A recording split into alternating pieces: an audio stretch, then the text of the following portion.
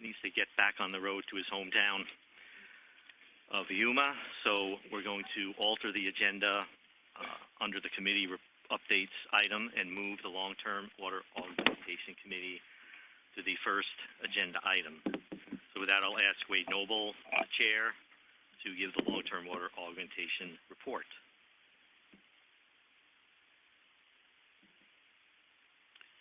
Thank you, Mr. Buchowski. That's the whole slide. That's the whole report.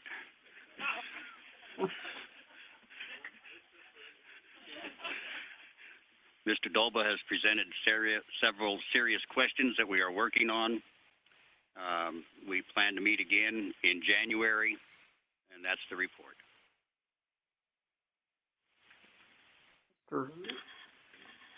Thanks, Wade. I do have one question, and that is, do you think that any of the work of the Augmentation Committee is going to lead to a request by that committee to have anything come forward in the legislature in 2020?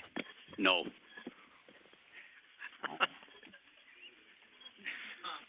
We had a good cheer there for the no. Any other questions by members for the chairman of the committee? How about members on the phone? Hearing none, we will move on to item 2, non-AMA Groundwater Committee. Oh, and Representative Griffin and Jamie Kelly, are you going to do a tag team? Sure, we'll do a tag team. Sure, great, thank you. I don't know if it's on, but can everybody hear me?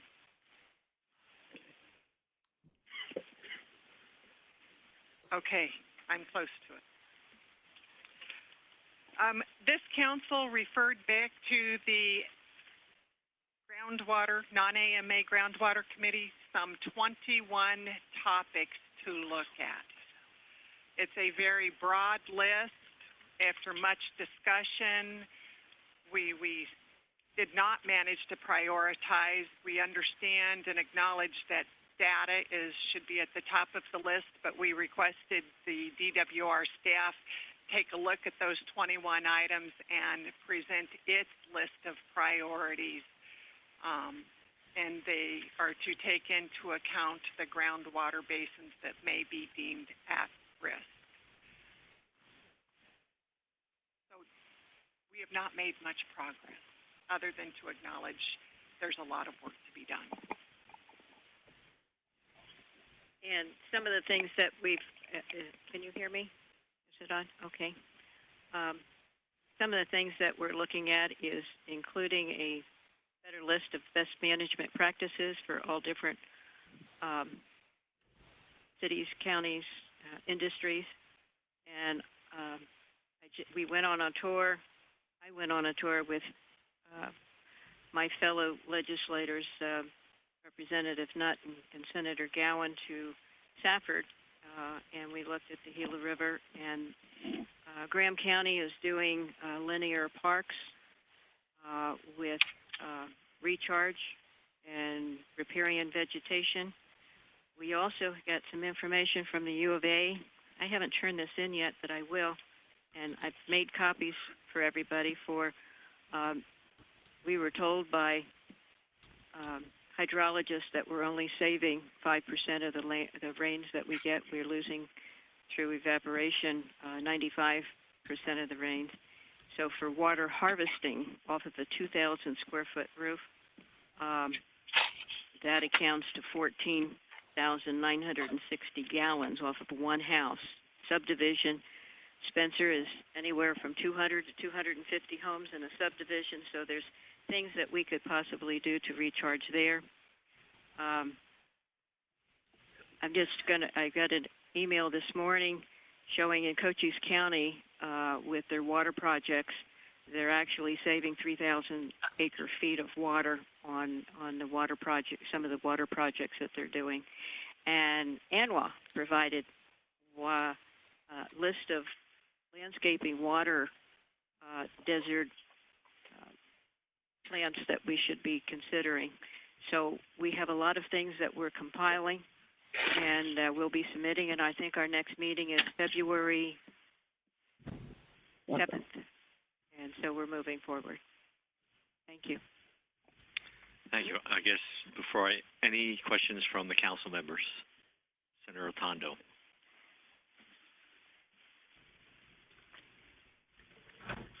Yes, thank you. Just a quick question. Are all of the 21 items that are on the list voluntary action?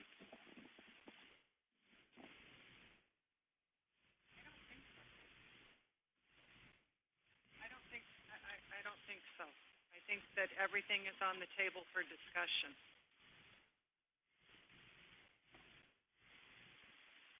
Any other questions? So I have one for you, Jamie. You mentioned that you're looking for basins that are at risk. How are you defining what's at risk? Have you created a definition yet for that? We have not, and we will be relying on the department. Okay. That's what I thought you might say. Thank you for that. Since we started, I see 3 additional council members, Kathy Ferris, Grady Gamage, and Misael Cabrera, have joined us for the record. We'll move on then to the Desalination Committee update. Scott Miller from APS is sitting in for the chairman, Philip Richards. So, Scott, would you like to proceed? Sure. Thanks, Mr. Chairman. So the Desal Committee met on October 10th. We had a few presentations. One presentation was from the Cape Bailey Hutchison Desalination Plant from El Paso. Scott Reinhardt joined the group and talked about their facility that's been operating for 12 years, treating brackish groundwater with levels as high as 3,000 TDS, and they're producing approximately 27 million gallons a day of treated water. 3 million gallons of that treated water, the brine, is being injected into the ground, and the committee is very interested in learning more about that aspect of the project, and we want to follow up with Mr. Reinhardt to go through more of brine disposal and injection on that project. Also with that project, about 2 million gallons a day of brackish groundwater that's treated goes to an additional plant to recover minerals and products to be sold, and so we're interested in learning more about that as well. So Mr. Reinhardt joined the group and gave a great presentation on that. The presentation will be available. The other item that was discussed at the committee meeting was the Yuma desalting plant. What does it cost Arizona? Chuck Cullum from CAP gave a presentation on some work that staff had done at CAP, looking at different scenarios if the YDP were operating.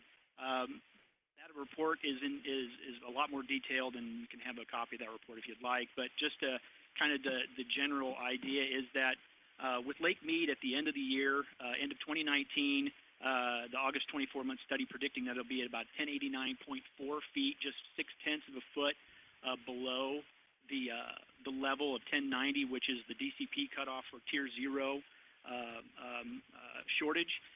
If the if the YDP was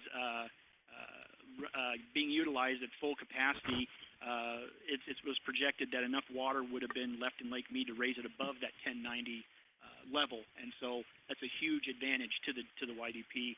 And they also did a couple scenarios with different pumping scenarios and things like that, and that showed that water would still be available in Lake Mead at the end of 2019 that would have not brought us into a tier 0 shortage. So a lot of benefits from operating YDP. There's going to be more conversations in the group about YDP and what we can do with that, so there'll be more information coming along with that. The final topic that was discussed, the committee created a subcommittee to look at certain areas around the state for projects. Currently, we have about 5 or 6 areas located around the state that we're looking at, and we want to identify regulatory and legislative hurdles to projects statewide. And so that subcommittee met on October 18th. We had a good conversation. What we plan to do is put together an outline of the regulatory and legislative hurdles that we discussed at that committee, bring it to the Desal Committee meeting that's going to be on January 16th.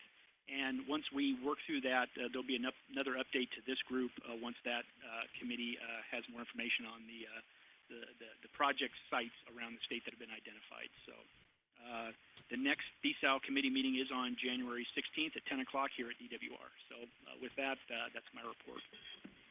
Questions or comments by members? Mr. Miller, do you have any information on the mining of that brine from the El Paso plant? No, we don't. And what we want to do is follow up with Mr. Reinhardt to get more information about that. That was the key point, I think, in his presentation that was most interesting to the group. And so we want to follow up and get more information with that. But I'll make a note and make sure that that is something that is passed along. Thank you. I know that they, Mr. Chairman, Mr. Miller, I know that they have been mining that. I was just wondering what the status. So, okay. Thank you. So, Scott, I do have maybe one suggestion, or first a question. Has the Bureau of Reclamation been involved in any of your discussions, especially related to the YDP? They have, yeah, they were. I've got it in my notes here, actually. They were available at the meeting, and they gave some information about the costs of YDP. Reclamation estimates that the YDP operation cost may be around $600 to $700 per acre foot. And so CAP utilized that information in their report. So they are involved in the committee. And Scott, did they have any information about like upfront or capital costs that it will take to get the plant running again? They do have that. I can get that information from you if you'd like, but I can't remember off the top of my head what it was. But I believe it's $25 million for 1/3 capacity. That's what I was going to guess. So, yeah, you're right. So I'll verify that and get that back to you. Okay, thanks. $25 million for 1/3 capacity is the number that I recall. Any other questions, comments? Moving along then, we'll have our first presentation under item number 3. Oh, sorry. The guy sitting right next to me. Post-2025 AMA Committee Update. Warren Tenney. Here. So I wanted to give a little update about the post-2025 AMA committee. This committee has the opportunity to reflect on the last 40 years of water management since the passage of the Groundwater Management Act. Clearly today our reality is a little different. We've had an opportunity to learn a lot over these last 40 years, and so we are asking questions such as, how well are the management code and the assured water supply rules working? What could we do better? What issues have not been addressed? What dilemmas today do we need to grapple with to put us in a better position 40 years in the future? So the goal of the committee is to look at how best are we managing water in the AMAs after 2025. And our approach is to identify and agree on the problems we are facing before we work on how to figure out the solutions.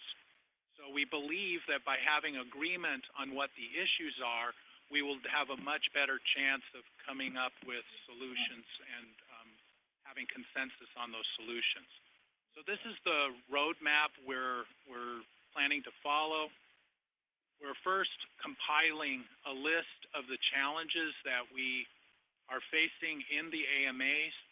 We plan to categorize and refine that list and be able to have then an inventory of the problems that we want to address post-2025. Next, we would be, after we compile the list, the committee will see if there is general agreement about the issues we want to tackle. We will make sure those problems are well defined, collect and analyze available data, all in an attempt to understand and agree on those issues as best as we can in order to be able to communicate about them and explain why we need to find solutions. Clearly, we might not be able to tackle everything, so we're going to need to prioritize what issues we want to grapple with. And then next is, once we've analyzed our priority issues, we will bring them here to the Water Council, and we will explain why the committee feels these are important issues to be addressed, what is happening, and why we would like to have support from the Governor's Water Council.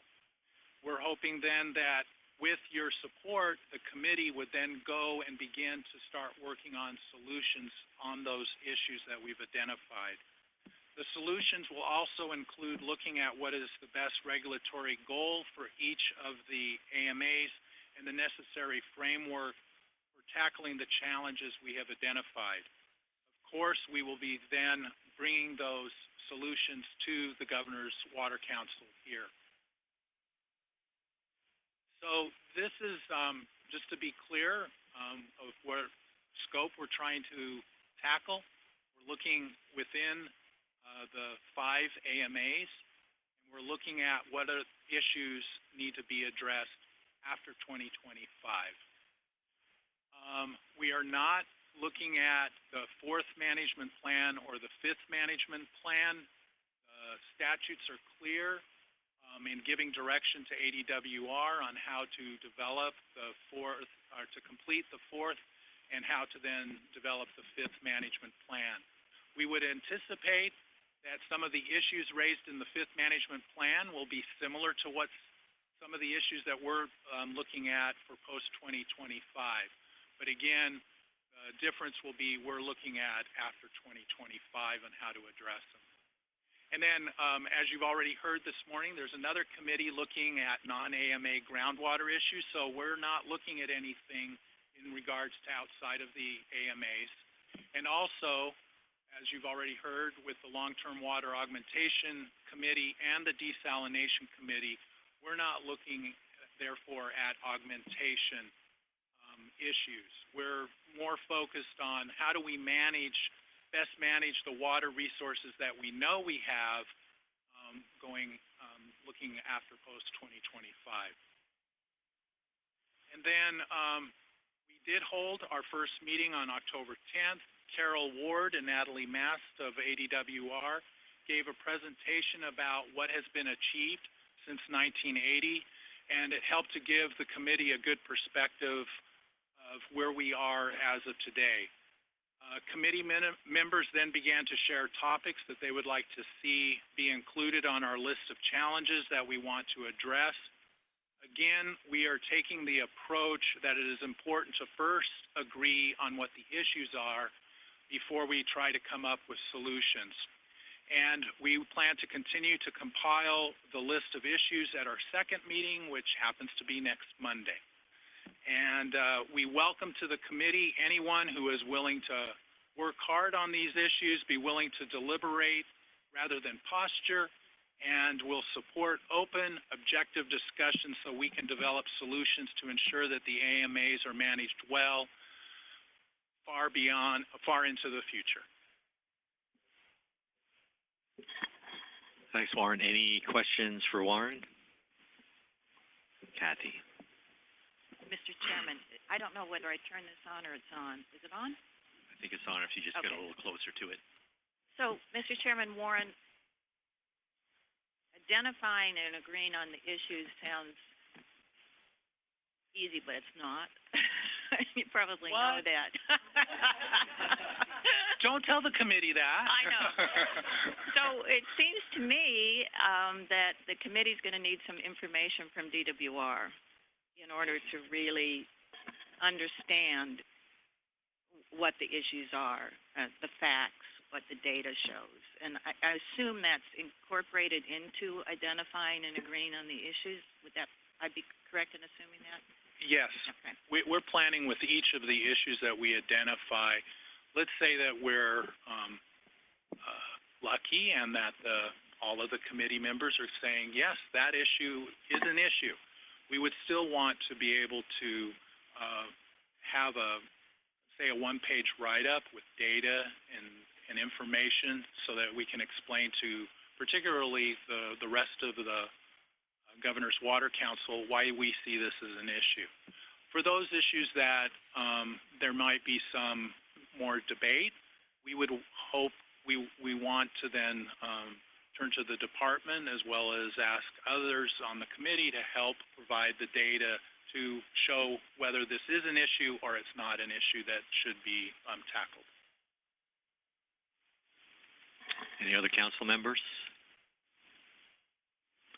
So I would like to get at least maybe a nodding of heads if folks are in agreement that at least for now there's still a lot of detail and issues to be worked out, that this committee is kind of on the right path for now. Seeing most people shaking yes, so we'll know more after your December 9th meeting as you start to flesh out some of these issues and your process. So thank you, Warren. And speaking of one of the issues that I'm sure will be discussed in that group, that is about safe yield. And our third agenda item is a presentation by DWR staff, Natalie Mast, our manager for our management plans on safe yield in the active management areas. And I see she's up at the podium. So take it away. Thank you, Tom. Good morning, members of the council. My name is Natalie Mast, as Tom said, and I am the program manager working on the management plans here at ADWR.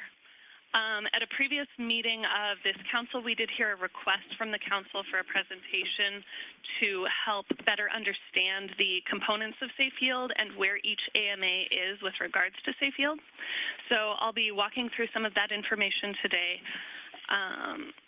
I have split this into several parts today. So first we'll walk through what the components of the annual calculation are, and then we'll look at some data for each of the active management areas and see how the characteristics of each AMA influence this annual calculation over time.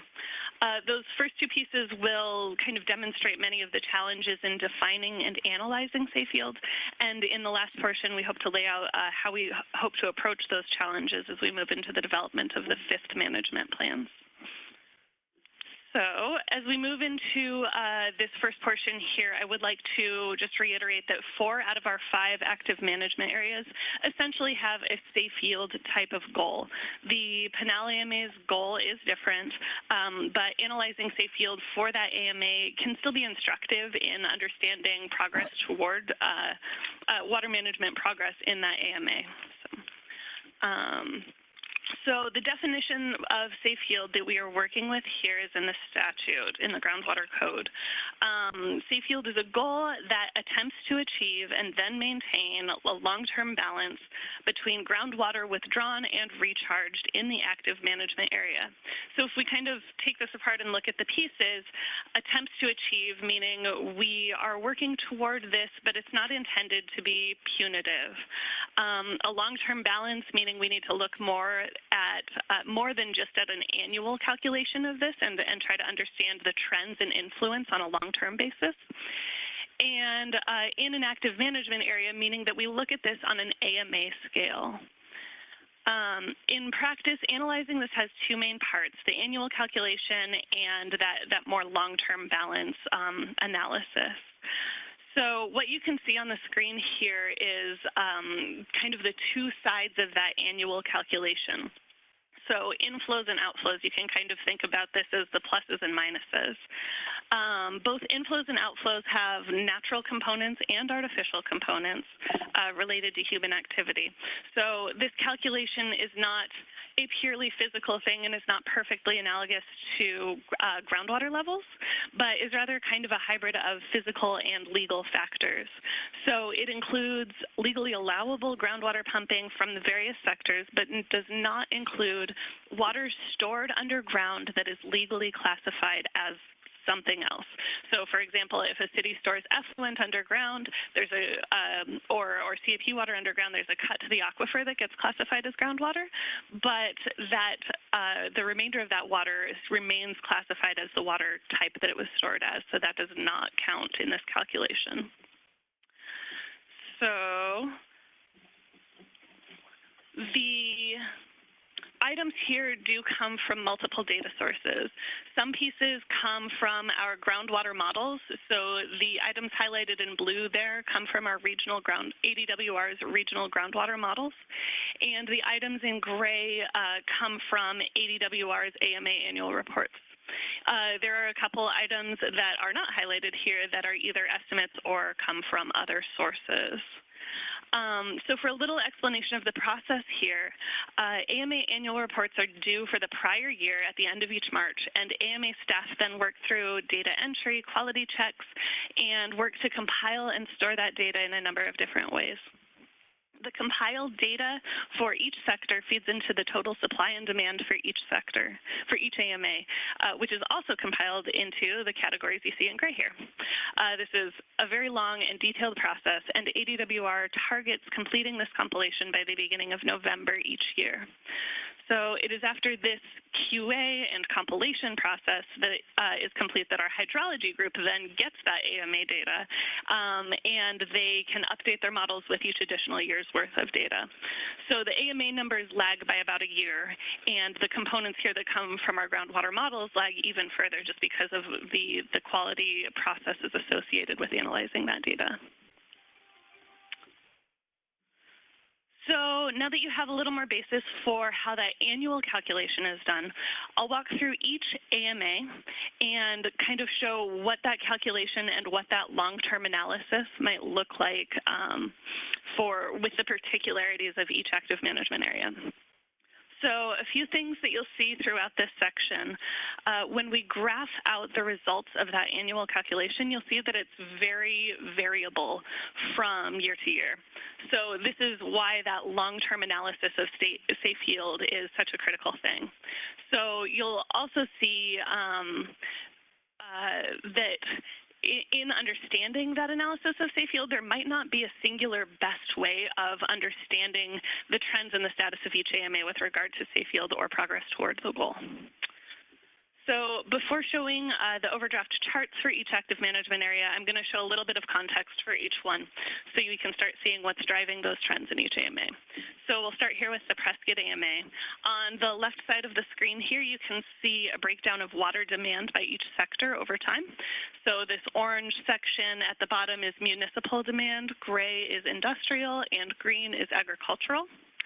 On the right side, we have agricultural, municipal, and industrial sectors broken down by water type for what type of water supplies each sector used in 2017. So the colors on here, the yellow here is groundwater, the blue is surface water, purple is reclaimed, and on some other charts you'll see that red is Colorado River water. So the Prescott active management area has seen pretty significant growth in its municipal water demands over time, while its agricultural water use has increased. But the total water use for this AMA has been relatively steady over time. You can also see that groundwater is a significant portion of this active management area's supply, but they've also worked very hard to expand the proportion of their effluent over time, and they actually have a higher proportion of effluent as their supply as compared to other AMAs. So on the next series of charts I'll show, we'll be looking at overdraft. So up is increasing overdraft, down is decreasing overdraft or net recharge. With this horizontal axis showing years starting at 1985, and this one goes through 2016. So this particular graph is kind of showing the two sides of that equation that I mentioned earlier. So we have inflows on the blue side and outflows on the red side. And then the black line in between those two is the balance of those two things. So that graphs out actual overdraft for that year over time. So you can see with that black line that balance from year to year is very wildly variable and doesn't seem to have any particularly distinguishable trends or patterns here. But what I see in this chart is that the outflow or the demand side in the Prescott AMA has been relatively consistent over time. Those red bars has been relatively consistent over time. and that the variability in overdraft there is really driven kind of on that inflow or supply side. The pattern on that inflow side for the Prescott AMA is really unique with these kind of large years of significant recharge events with more typical years of very low recharge or inflows. So this next chart shows how we might look at that more over time on that long-term basis that I talked about. So again, down here means net recharge, up means increasing overdraft. We have two trend lines here. So this first trend line shows the trend, just a straight line trend line of the whole time period. The yellow line shows the trend line of just the last 20 years of the data set here. So these trend lines might be instructive, but they don't necessarily tell the whole story and might kind of reflect the luck of the draw with such a variable annual calculation. If we were to look at this pretty simplistically, though, it might appear that the Prescott AMA is in a state of overdraft, but the rate of overdraft has been decreasing over the last 20 years. If we look at the same data in a slightly different way, so this line here is a running average over time. So this one might tell a different story.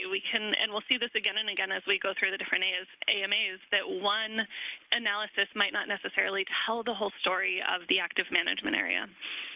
So what you see here is that overdraft has been slightly increasing over time, on average over the last 20 years, which is the opposite of what those trend line shows. So there will need to be some careful consideration as we consider safe yield in how we approach this long-term analysis for the active management areas. So moving into the Phoenix AMA, this active management area contains about 60% of the state's population on its own and represents a little under 1/3 of the state's total water use, state's total water use.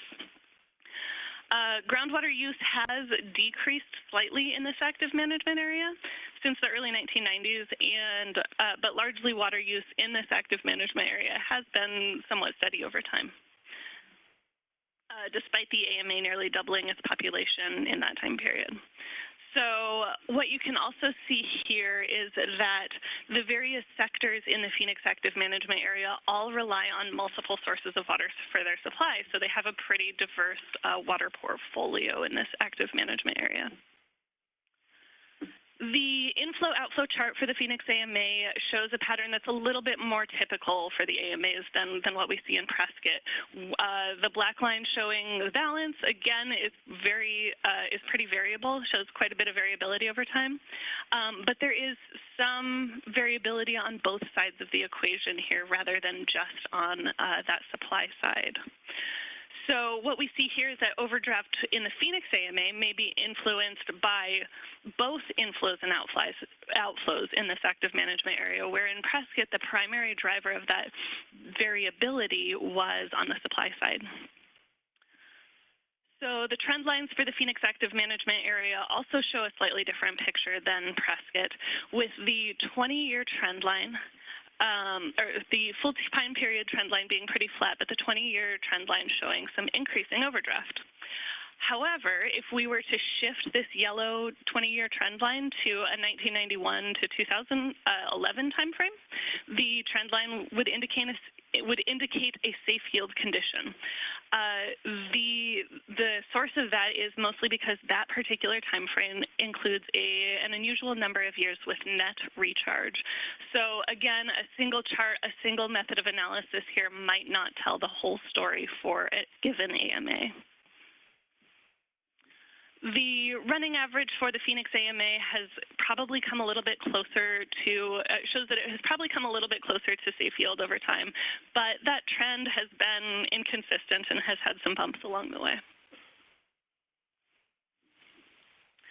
For the Pinal AMA, the demand is largely agricultural. This green section here is agriculture water demand. And as of 2017, the Pinal AMA's supply was a little over half groundwater, a little under half groundwater, excuse me. We do anticipate that that portion of groundwater will grow in response to expected changes in renewable supplies there. So this supply chart could very well look quite different in coming years. So while the Pinal AMA does not have a safe yield goal, again, it can be instructive to analyze overdraft in the AMA in the context of how that active management area is doing toward its goal. The inflows and outflows here, again, show a pretty typical pattern, although you can see toward the end of the time frame here that we do see some increasing overdraft, which appears to be related to increasing outflows there. Again, with the many caveats for the Pinal AMA, the 20-year trend line shows an increasing overdraft as compared to the full time period over the long-term history. And this is another case where one analysis doesn't necessarily tell the whole story, and we might have some conflicting information. Because the Pinal AMA had this 1 year of very extreme flood recharge, the early running average here gets skewed and shows something close to safe yield despite over 500,000 acre-feet of cumulative overdraft and many known groundwater issues in that AMA. So this might be where we kind of uncover another weakness in some of these kind of simplistic types of analyses for safe yield is when we look at averages on the large AMA scale, we might miss some more localized areas of concern. So moving on to the Tucson AMA. The Tucson AMA is unique for a lot of reasons, but part of the reason we say that the Tucson AMA might be a success story is due to the change in its groundwater reliance over time. In 1991, this AMA's supply was 97% groundwater, and as of 2016, this was down to about 55%, due in large part to the availability of Colorado River water in that active management area. So again, yellow here, ag, tribal, municipal, and industrial. The yellow here is groundwater. The red is Colorado River water. And what we see here is that the various sector demands in the Tucson AMA have been pretty steady over time. When we look at the inflows and outflows in Tucson, though, you can see some wider variability on the inflows here as compared to Phoenix and Pinal, but the most striking thing here is kind of this narrowing on the outflow side that you can see as this black balance line moves closer to zero.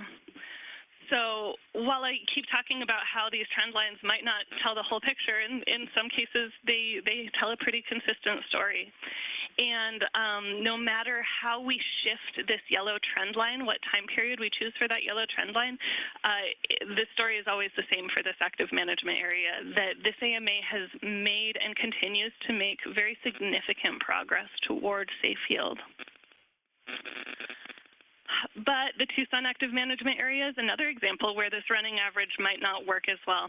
Because of the high level of overdraft in the early years of our time period here, this running average is skewed high and kind of masks the progress that the active management area has made in moving closer to safe yield in more recent years.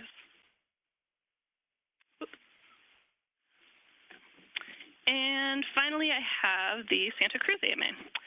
So this AMA, you can see with these yellow bars, this AMA is almost entirely groundwater dependent, but had historically been close to safe yield simply because the demands in this active management area were relatively low. The water demands in this AMA do seem to have a little bit of greater variability as compared to other AMAs, possibly showing a response to annual water availability and hydrologic conditions to a greater degree than in other active management areas. So the inflow and outflow chart is an interesting one for Santa Cruz as well. That outflow side, again, you see some variability here. The outflow side is very consistent over time, but you do see some variability on the inflow side. What I see here is that more recent years of inflows, if you kind of eyeball the averages here and the trends here, these inflows appear to trend smaller than those earlier in the time period, providing some support to something we've long seen in this AMA, which is that it may be more drought sensitive than some of the other active management areas.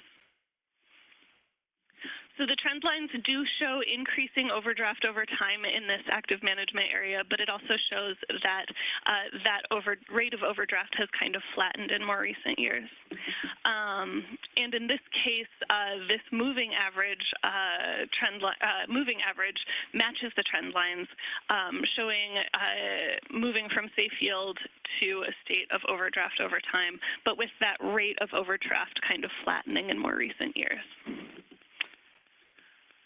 So all of this might be a kind of long-winded way of saying that safe yield is complicated. There are a lot of different ways that we can look at this to better understand it, and there are a lot of interconnected components and factors that influence it.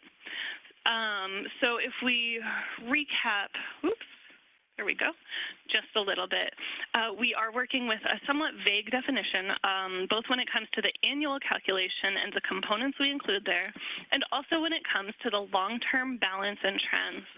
All of these interconnecting things make this a particularly difficult thing to define, to analyze, and to communicate in any kind of definitive manner. So I mentioned earlier that 4 out of our 5 AMAs do have a safe yield type of goal, and that the management plans are one of the tools that we have for moving toward the goals in all the active management areas and toward reducing withdrawals of groundwater. As I mentioned at the last council meeting, and as I'll discuss further actually in the next agenda item here, ADWR has formed a management plans work group to focus on the research, outreach, and development necessary for the 5th management plans. At the first meeting of that work group, it was decided that we would form a safe yield technical subgroup to fully explore the challenges associated with safe yield and to find a way forward for analyzing and communicating each AMA's progress toward its goal and the status of each AMA with relation to safe yield. The second meeting of that subgroup is February 4th at 2 p.m. in the same conference room. These meetings are open to anyone who would like to participate, and we are very much looking forward to continuing this conversation and considering these things. ADWR is working hard to be transparent through this process. One way we're doing that is by holding these types of public meetings for these conversations, which are open to anyone to attend, either in person or via webinar. In addition to that, we will be publishing a conservation progress report, which will include the results of that subgroup I mentioned.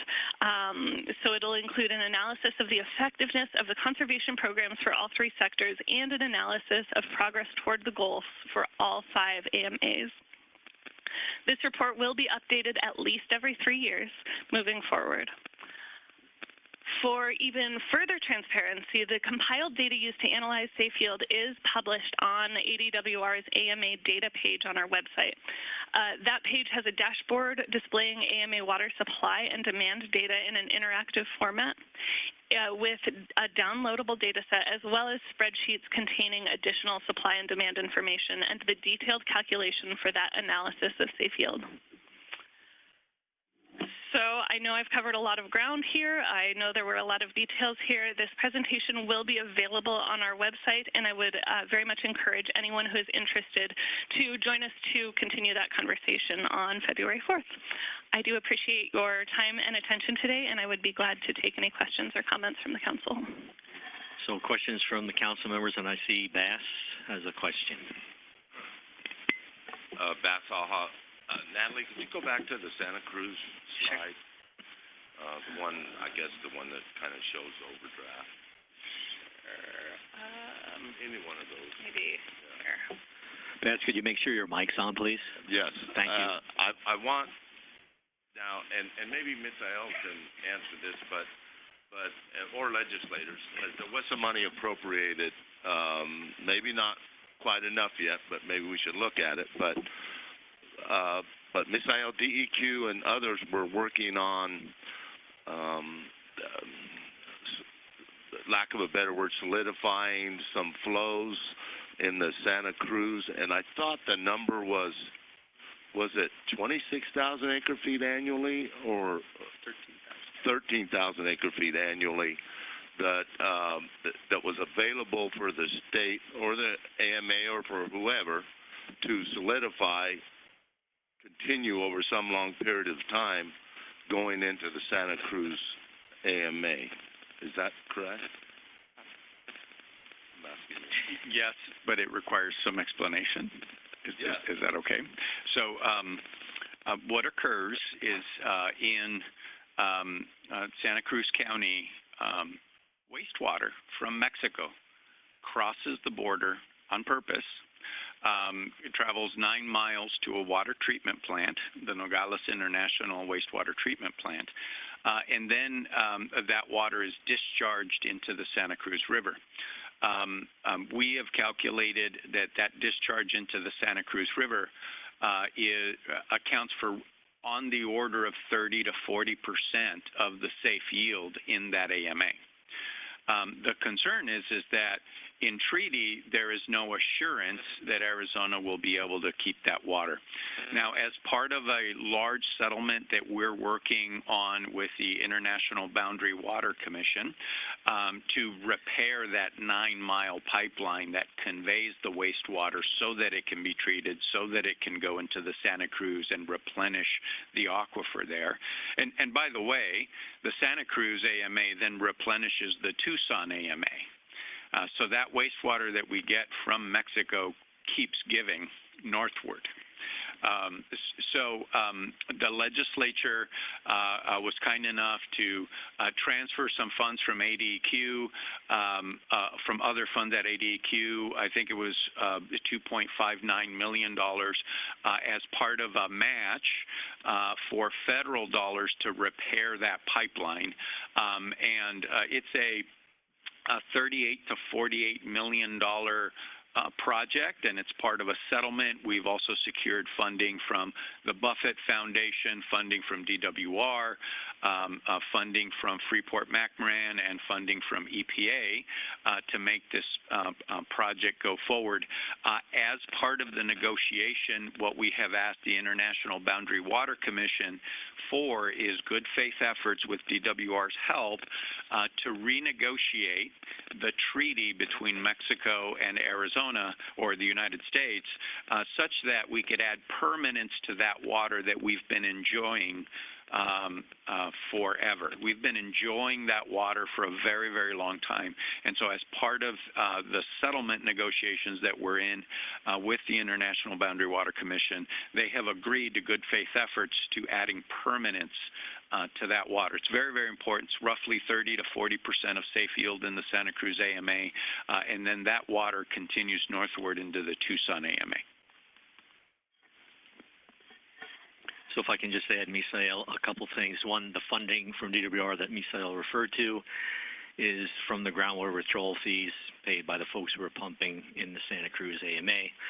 And I also want to point out that one of the benefits of many benefits of the negotiation of Minute 319 and 323 with Mexico created a bunch of goodwill that I think will help us with this request to look at that treaty issue. And again, partly why I offered to help Misael is the relationships that I've had with the folks on both sides of the border working on those minutes. So some goodwill that was created there. We hope to build on that, and it's really important that we keep that water in the river. Otherwise, Natalie's trend line is going to go in the other direction in a big hurry. Other questions or comments? Misael. Just to point something out, one of the things is that it's actually technically reclaimed water. It's just that it flows in the river and then recharges the groundwater. So in those graphs, it shows up as groundwater, not as reclaimed water. That's some of the difficulties that folks have associated with this issue. We actually do a very good job at reusing water in the state of Arizona. We should be really proud of that.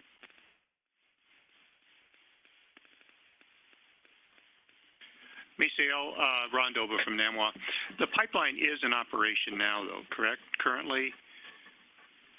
Yes, it's in operation, but it has lots of leakage, okay. And there's been some catastrophic failures. So in 2016, 17, there was a breach that took several weeks to repair, and for a period of 8 days, there was on the order of 600,000 gallons of raw sewage per day flowing into the Nogales Wash and then into the Santa Cruz River. So it is a very important resource, but the infrastructure needs to be maintained. And maintaining it would not necessarily impact what we're seeing in these trend lines now, because we've been enjoying those flows, correct? It's difficult to ascertain the leakage rate of the current pipeline. I've actually asked my staff to look at that and see if there's any research, and they're digging into that. The project that's been designed is a cure-in-place pipe solution, which Pima County uses almost exclusively. It's robust technology that's been around for over 30 years. It's cost-effective, and it will certainly help and make sure that the water's being treated before it's leaked out. So in terms of water volume, it may not specifically help, but it'll certainly help in terms of water quality. Bill. Thank you, Mr. Chair. I actually have a comment, a question, and a suggestion, if I may. So the comment would be related to the management, the safe yield assessment for Pinal. As ambiguous as safe yield is for the safe yield AMAs, I can guarantee you that I'm not sure how you would even assess attainment of the goal for the Pinal AMA, as nebulous as that goal is. That's my comment. And the question that I have is actually of Chairman Tenney, Co-Chairman Tenney of the post-2025 AMA committee. If you are anticipating having a subcommittee for the Tucson and Phoenix AMAs to identify issues, I would suggest that perhaps a subcommittee for the Pinal AMA on the post-2025 work for your committee would be warranted. And especially in light of the fact that, Agenda Item 5 talks about the Pinal supply issue and the ongoing efforts of the Pinal stakeholder group that is just getting off the ground now. They're on a similar timeline to the post-2025 AMA committee that you and Tim are co-chairing. So that's the suggestion I have, is that there would be a subcommittee studying the Pinal AMA. Sorry, that's a long, drawn-out thing that Natalie planted the seed, and I intended to ask a question of Warren when he was presenting, but I didn't get the chance. Thanks, Bill. I like that warranted pun, too. I think Warren had a question or comment.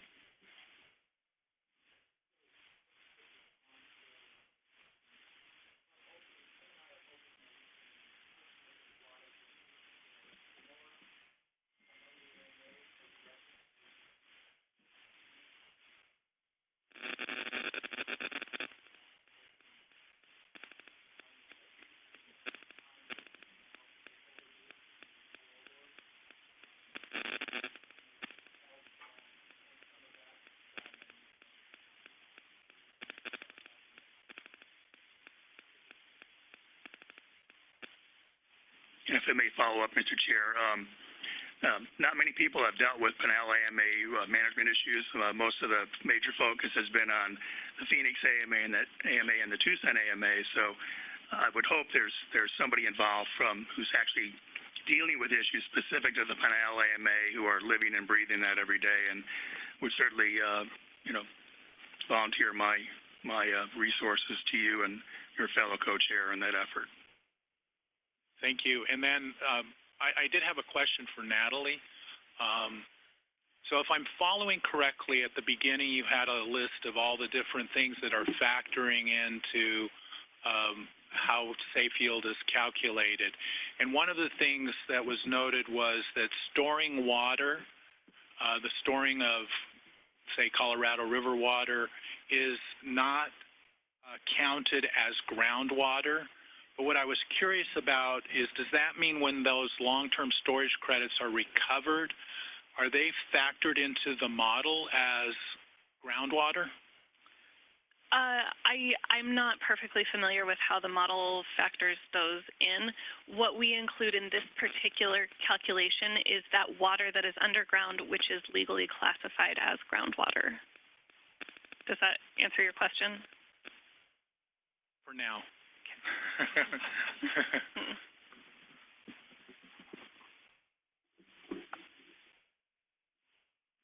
Other questions?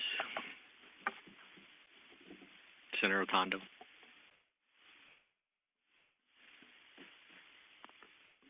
Thank you. I want to go back to a question from Ms. Ayala. It wasn't long ago when we were in this room discussing the Nogales pipeline. At the time, we were in competition for getting that money with some of the monies that from EPA, which may go to for the Tijuana sewage dump into the ocean. Can you please let us know where we're at with that funding, the federal funding with the EPA, and if we actually did get that money? Thank you. The answer is yes, and we act timely enough and then got lucky with some major foundations that donated money, and then of course the legislature allocated those funds too. Many of you in the room participated that, and we're really thankful. The EPA dollars have now been put into something called BEEF funds, which are Border Environmental Infrastructure Funds, and those funds don't expire. So as part of our efforts and our ability to raise sufficient match to reach the initial funding that the federal government had, we now have secured those dollars. So the federal government has, initially last year they had $21 million allocated. Now they have $27 million allocated for the project. We have enough money to reach the match at a 22% ratio for those funds. If the project ends up being, so the project cost range is $38 to $48 million. If the cost of the project is on the lower end, $38 million, we've already met our goal based on the funding that's already been raised, given by the legislature and allocated by DWR. If the project is on the higher end, then we'll need to generate a little bit more dollars for the match. But the federal funds that were at risk are no longer at risk. It's a huge success for our state. We have not completed the settlement only because IBWC and the city of Nogales are now in negotiations to see if the federal government can, in writing as part of the settlement, assume responsibility for maintenance of that pipeline. Part of the problem has been is that the city of Nogales and the federal government have been arguing about who has maintenance responsibility for that pipeline. That's a 30-year argument. But we are as close as we've ever been. It's a lot of good news, and a lot of people in this room helped us, so thank you very much. Thank you. Any other questions or comments? To close, I'll just say that the Safe Field Task Force subcommittee that Natalie talked about is really important. I think we need to build consensus on how to close those ambiguities and how to actually measure safe yield and all be on the same page if we're going to move forward in trying to get further towards safe yield. So I would really encourage folks to participate or send members of their organizations to participate in that subcommittee. It's a really important part of the process. So we'll move on then to Natalie's next presentation, active management, area management plans, updates. So go ahead, Natalie. All right. So I will be providing just a little bit of an update on where we are with those fourth and fifth management plans. As a reminder for those of you who maybe have not been hearing me speak as much over the last several months, the statute indicates that ADWR should develop a management plan for each active management area for 5 management periods. And these plans include the mandatory conservation programs for each sector, which are supposed to be designed to reduce withdrawals of groundwater. The fourth management period was intended to be 2010 through 2020. And to date, we have adopted 2 of those 5 fourth management plans. We are behind, but we are actively working to complete those remaining fourth management plans and have begun the process to develop the 5th management plans. So at the last meeting of this council, we presented 2 options for moving forward with those remaining fourth management plans. One, to allow additional time for stakeholder feedback while moving forward with incremental adjustments to the conservation programs in these plans, and another to maintain the status quo and adopt conservation programs substantially similar to those in the 3rd management plans. ADWR received comments supporting both options, and the director weighed that input carefully as he made a decision on this matter. As Arizona is transitioning into a drier future, the time to begin additional conservation is now, and maintaining the status quo would be a missed opportunity to expand on the conservation framework in the 3rd management plans, and would do a disservice to the incremental design of the management plans in the Groundwater Management Act. ADWR is proceeding with the incremental adjustments to these remaining 4th management plans, Phoenix, Pinal, and Santa Cruz. ADWR believes this path forward balanced the need for time and stakeholder input with the need to move forward and make conservation progress under these plans. We held a stakeholder meeting allowing an additional public forum for comments on the Phoenix draft 4th management plan and allowed informal comments through November 8th. The department worked closely with various stakeholders on refinements to the program outlines published in July and has incorporated those refinements to an updated draft Phoenix 4th management plan, which is now posted on our website. During that comment period, we did receive a broad range of comments on both sides of various issues in the plans and from stakeholders across the regulated community. These included comments from industry, agriculture, municipalities, and from legislators. These comments were considered carefully, and several items from the comments were incorporated into the updated draft Phoenix plan. Last month, the Phoenix DUAC voted unanimously to support moving forward with the promulgation of this updated draft plan. We take this and many other comments as a sign that this process of stakeholder engagement is working despite the accelerated timeline.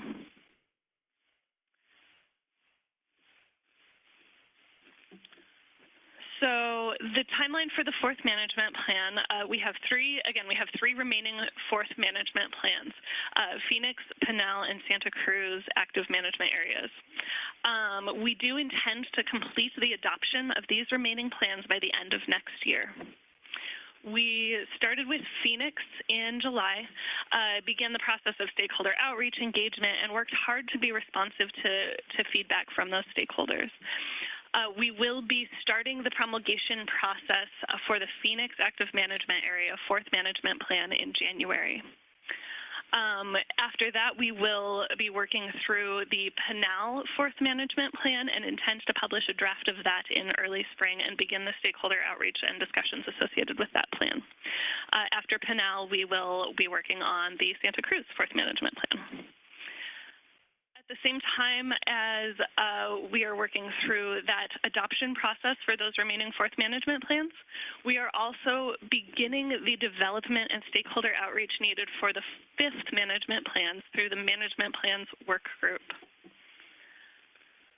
So the Management Plans Work Group is an ADWR-led stakeholder forum for the development of the 5th management plans. We have goals of analyzing the existing conservation programs in those management plans and then using that analysis to update both existing management strategies and to develop new management strategies for the 5th management plans and going forward. And again, in the statute, we do kind of find our guiding principle for those conservation programs, which is that they are to be designed to achieve reductions in the withdrawals of groundwater. As I said, we're beginning the process for the Management Plans Work Group. We are kind of in early stages of that, working through the program analysis of those existing programs, but we do intend to start using that analysis to start moving into the program development stage of that group. And to both develop existing programs and to consider new programs. We have created a number of subgroups, including that Safe Field group that I mentioned earlier, to support the detailed conversations that need to be had as a part of this process. You can see our upcoming dates here. These are also posted on our website. Our website has a lot of information on it, including previous information from these meetings, videos of each of the presentations of the meetings, and all of the meeting and webinar information for upcoming meetings. Our next management plans work group date is tomorrow. And I actually have the wrong date up there. That's our March meeting. But the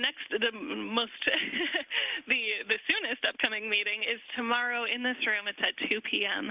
And that meeting is available via webinar as well. So I would like to thank all of you who have attended those meetings or have supported that process in any way. And thank you to the Council for your time and attention today. I would gladly take any questions on the management plans at this time. So before I ask for questions, Natalie, could you go back to the slide that has the box highlighting a part of Speaker Bauer's letter?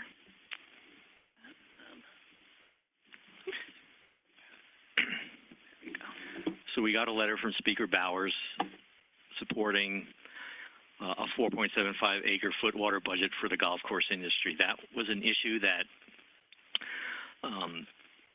we negotiated and compromised with the golf course industry. We got an additional conservation increment. They got a number they could live with and complete and continue to do their business, very important to our economy and the tourism. Speaker Bauer sent this letter in support of that compromise. We got one from Representative Gray as well. So I just wanted to highlight that to show how important it is that we work together, we compromise, and this type of letter for our department is just fantastic. It does wonders for the morale of our staff. So any opportunities that legislators have to thank us when we are able to work with our stakeholders in a very positive way is very much appreciated. And I really mean that. So I want to thank Speaker Bowers and Representative Gray for sending us this letter and the golf course industry for working out this compromise with us. And I know we still have some disagreements on some of the proposals in the fourth management plan, and hopefully we can work out compromises on those disagreements as well. So with that, questions for Natalie from the members.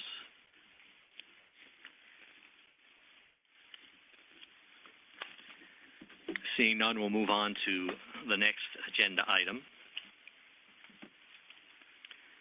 And we're going to talk about the Pinal Active Management Area Assured Water Supply Physical Availability Issues.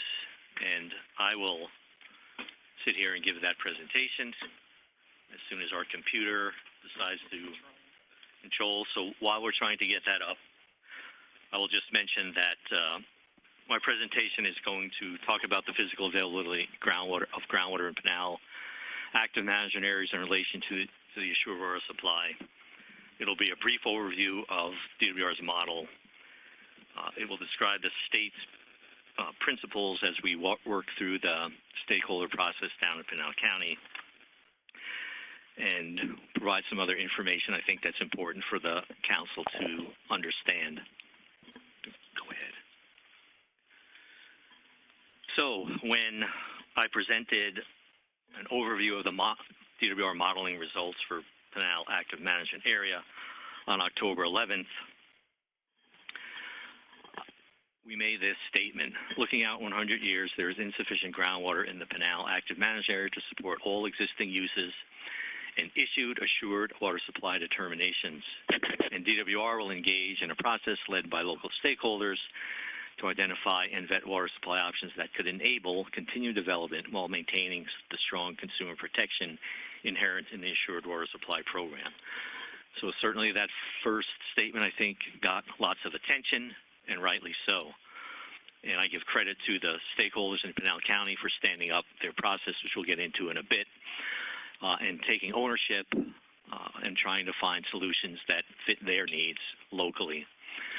So a brief history of the model itself. It's important to understand some of this when we get into explaining why that first statement is a legitimate statement to be making by the department. So prior to 2004, the assured water supply applicants submitted analytical and local numeric groundwater models to DWR for the decisions on assured water supply determinations. And the best way to describe what those early models and tools did was when you went for an assured water supply and you put this kind of model or analytical tool in play, Warren's water and wells next to me were being analyzed, the impact on Warren. But the impact on Bass's wells at the other end of the table here were not being analyzed. So move forward to 2014, DWR then put together a regional numerical groundwater model, more state-of-the-art. It was peer-reviewed by several different reviewers. And then in 2019, we updated the model again and then did our assured water supply projections. So based on those modeling results, over the 100 years, the total demand in the Pinal Active Management area is about 80 million acre-feet. The simulated demand, the demand that the model can find water for, so to speak, is 72 million acre-feet, which leads to an unmet demand of 8 million acre-feet. That's 80,000 acre-feet a year. Unmet demand basically means that there's bedrock, the water level goes below 1,100 feet, which is the number for the Pinal Active Management area, or wells that are currently drilled to certain depths dry up because the water table falls below the level of the well. So that's how you get to the unmet demand. For the assured water supply part of the active management area, the unmet demand is about 2 million acre-feet. For agriculture, it's about 5 million acre-feet. If you recall Natalie's slide, for Pinal AMA, agriculture is the predominant user in that active management area. So go ahead. So we did a quick comparison of the 2017 projections we ran with the 2014 model, and then the projections we did in 2019. So we did make some different assumptions, and we were able to slightly reduce the unmet demand by 600,000 acre-feet or so. Still a tremendous volume, over 8 million acre-feet of unmet demand.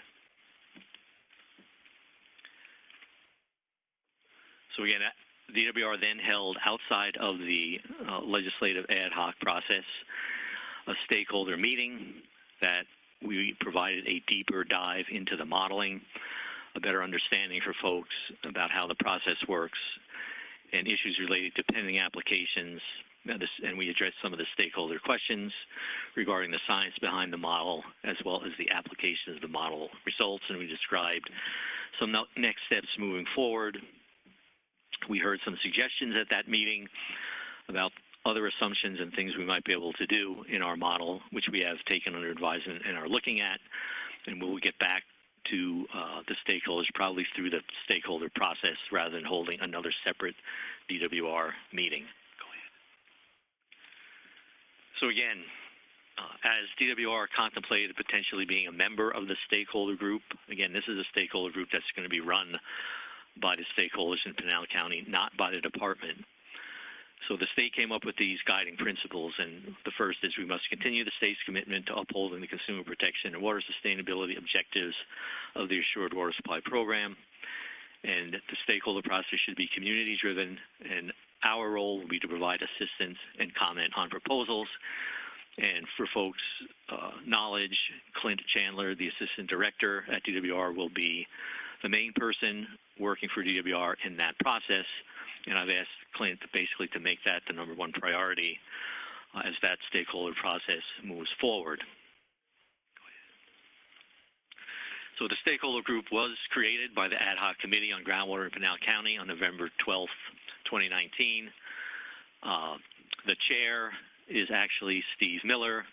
There are 2 vice co-chairs, Bill Garfield, who's here today, and Jake Lenderking. I think Jake might be sitting somewhere in the room. So they have the duty at that ad hoc meeting. There were 29 members potentially for that stakeholder group: cities, utilities, ag, development interest groups, local organizations, tribal communities, and of course the department. I think they left open the possibility of adding some additional members, and I think that is a decision to be made by the stakeholder group itself. And again, we will be providing technical support and assistant vetting options that could enable the continued development while maintaining the consumer protection of the program. So the first meeting is scheduled for December 9th from 10 to noon at the Ironwood Room at the Pinal County Complex in Florence. Then the second meeting is tentatively scheduled for January 6, 2020. They have a schedule that goes through approximately September of 2020 with meetings just about every couple of weeks, Bill, somewhere in that range. Mr. Chair, if I could clarify, so the stakeholder group itself will probably meet monthly, perhaps more often than monthly if there's progress for the group to actually consider. There's going to be a number of, you might imagine, work groups that are going to be focusing on various parts of the work that the stakeholder group will be considering, and really that's where the majority of the work will take place. And those meetings will probably take place of one group or another, at least bi-weekly, perhaps even more often. And so even though I'm retired as president of Arizona Water Company, I will be probably going to more meetings now than I ever have in the past, which is fine. I volunteered for that and glad to help. But monthly for the stakeholder group and more often for the actual work groups. And for those of you who participated in the DCP steering committee as delegates or as ad hoc group members, you know how aggressive that schedule is and how much work that really is going to take. So I really appreciate Bill and all the stakeholders in Pinal really throwing down and really paying attention to this. And again, I think their ultimate goal is potentially to have legislation or rule changes by that end of August or September 2020 date. I know they're looking for low-hanging fruit before that. So it will be really very interesting to watch that process and see how far we can get in the near term and then over the longer term. DWR will be posting all of the stakeholder task force meeting notices and materials on our website. And the 2019 Pinal Model Report is already available on DWR's website. So I don't know, Bill, if you wanted to add anything. More informational. So we've contacted personally by phone a number of the primary stakeholders based on the number of stakeholders we presented to the ad hoc committee. We received, since giving the initial list, some of the members of the ad hoc committee had suggestions of bringing other sectors in one way. So, for example, a university to bring in. So we actually contacted Sharon Megdahl from University of Arizona, the Water Resources Research Center, and she's agreed, along with Ashley, to serve on the behalf of more of the, I'll call it the academic and so forth efforts in that. So the group is probably closer to the mid-30 group.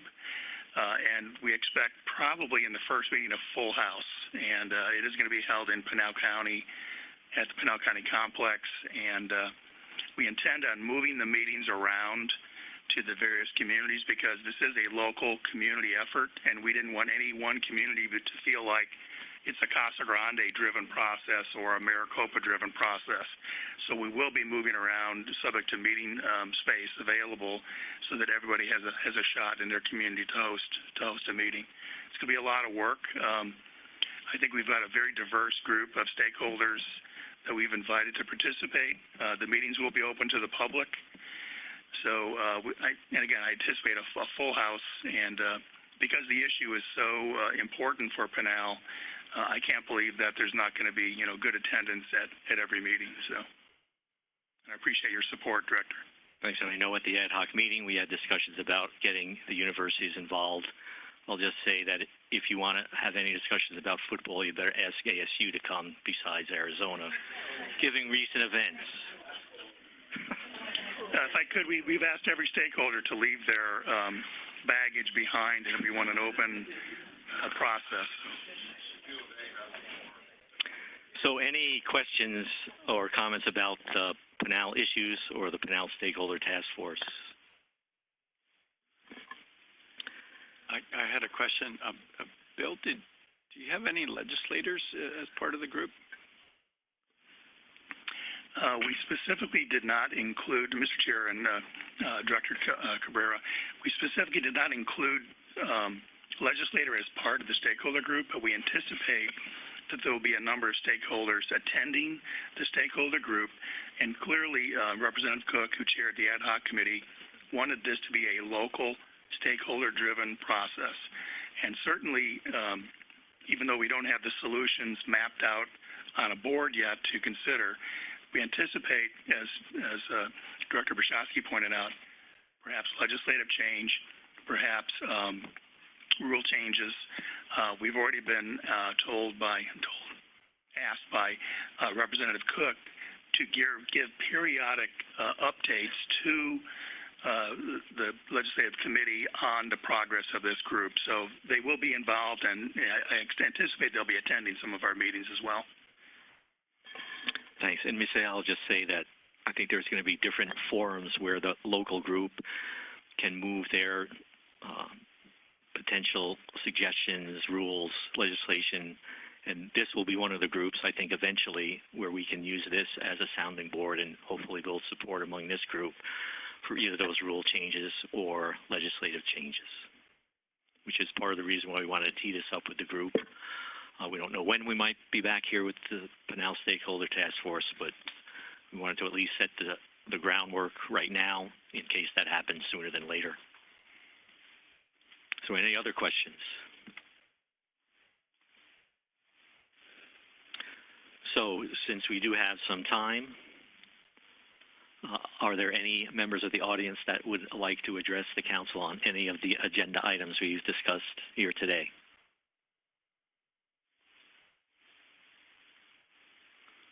Seeing none, I want to thank you all.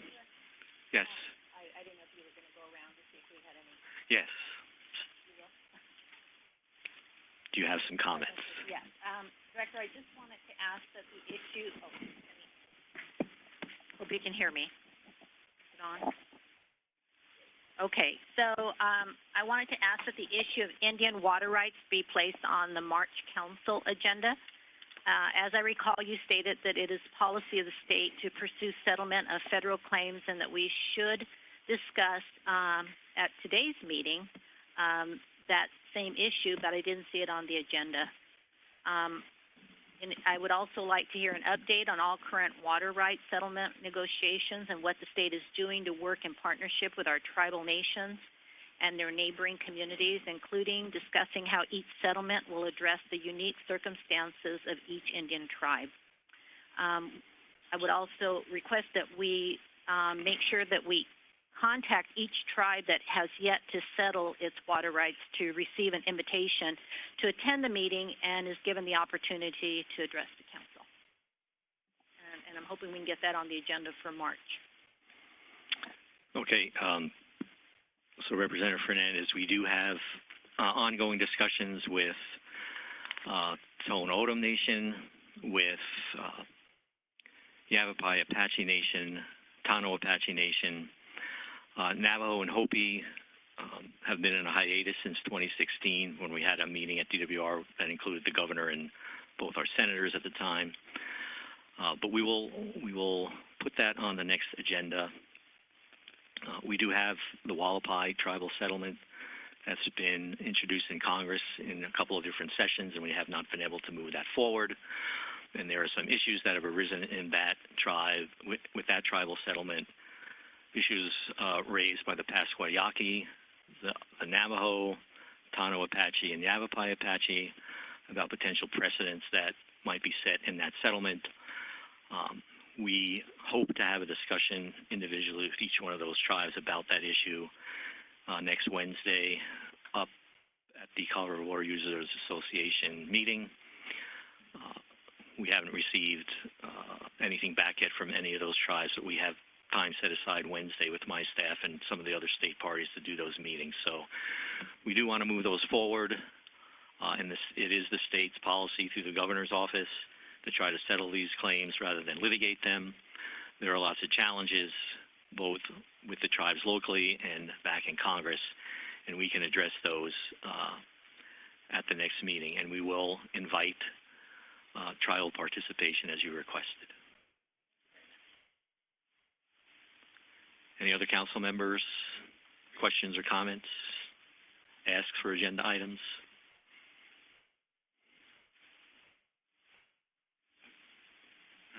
Tom, can I just make two quick announcements? Yes. It's really not part of the agenda. Is that all right? Yes. Okay. A couple of things we wanted to announce. A lot of people may have questions. I could take questions on these things after the meeting, so those that don't have questions can adjourn. But one is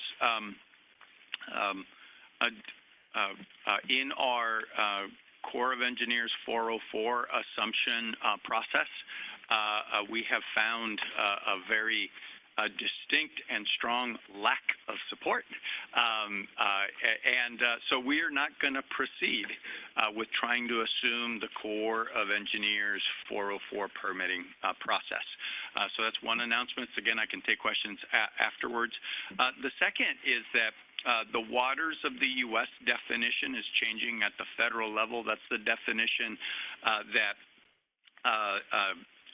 regulates what waters and drainages are regulated and which ones are not. That definition is now much narrower in at the federal level. It'll be announced as final early next year. And so on the order of 85 to 93% of waters and drainages that are currently regulated, and I must say, many of those inappropriately regulated, but many of those will, so 85 to 93% will no longer be regulated under the federal definition. We're one of the few states in the country, there's only 3 or 4 states like this that have no robust waters of the state program, and so we're working on a stakeholder process to get input on waters of the state. So as many of us know, there is no new water on the planet, and so making sure that we not only have a supply, but that the supply is of appropriate quality to use is important. And so we are starting stakeholder events associated with waters of Arizona. There's no legislation planned this session, but we just need to understand that once the federal definition comes out, there will be a gap in terms of waters and drainages regulation. We do not believe at the department that completely mimicking the current regulation at the federal level makes sense.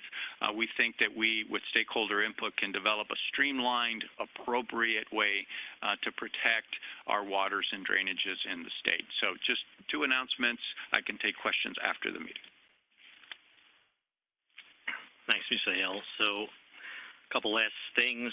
The press release that we put at everyone's seat is an announcement of the department's now accepting applications for groundwater conservation grants.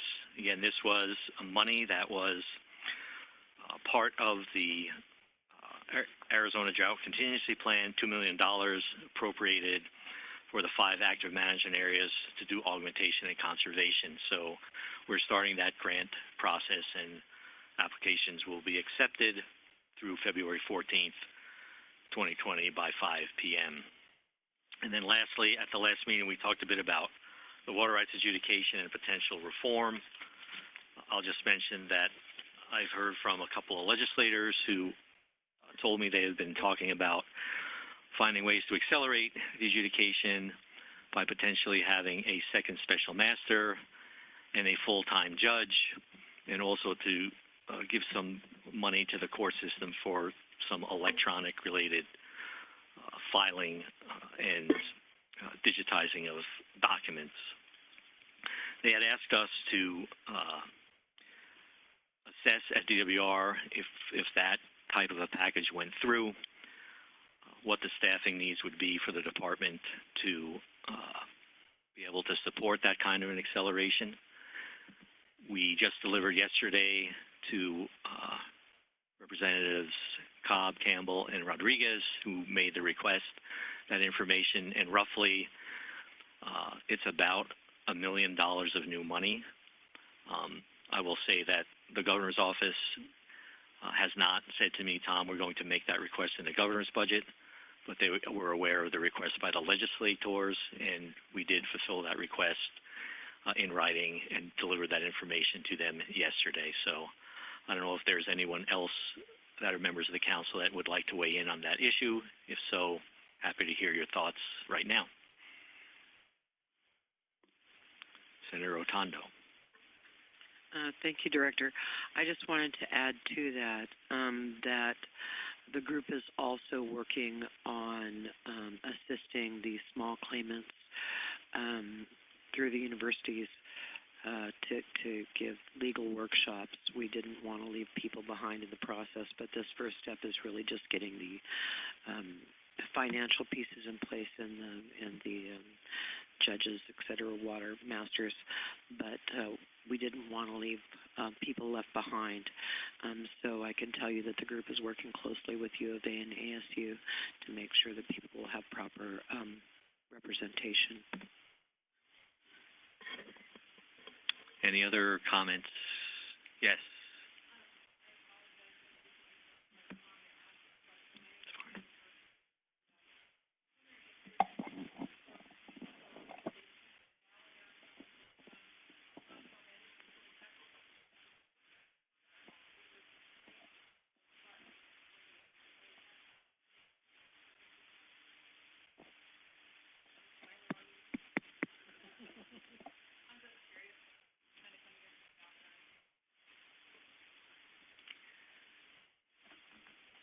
There are a lot of groups that are doing very good work on protecting rivers and streams, including the Nature Conservancy and the Arizona Riparian Council, the Western Rivers Action Network sponsored by Audubon, Arizona.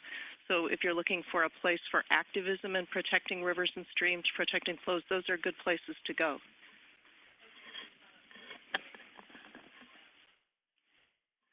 A legislative effort in Arizona to reform our water laws to be more protective of surface water. Okay, thank you. So I just want to add another thing. There's a water protection fund that has grants for watershed enhancement. I think a lot of what they're doing is helping to do that protection. The projects that Representative Griffin referred to earlier, increasing recharge in the San Pedro River, are certainly helping the flows of that river. So there are different forums where that's being looked at, but I am not aware of any legislative forum that's been convened to directly address that question. Kathy. So, Sarah, Don, okay. I just want to say that, you know, the Kyle Center has looked at the adjudications for a number of years, and I don't think it's any secret that the issues that are prevailing there are going to require some money and some more assistance by the Department of Water Resources to be able to do the work that it's required under statute to do and by the courts. So I would hope that this would be a non-controversial piece of legislation and that there would be support by the council for efforts to move the adjudication forward in these modest sort of ways. Not interfering with the statutes, but or the courts, but assisting the courts and the department. So I'll say we haven't seen a legislative proposal brought to the council. Our next council meetings, March 13th, will be pretty far into the legislative process by that point in time. So I think individual council members will have to make their own assessment of the legislation and potentially decide whether they feel the need to support that legislation, because it doesn't appear we'll have an opportunity to do that as a council between now and then.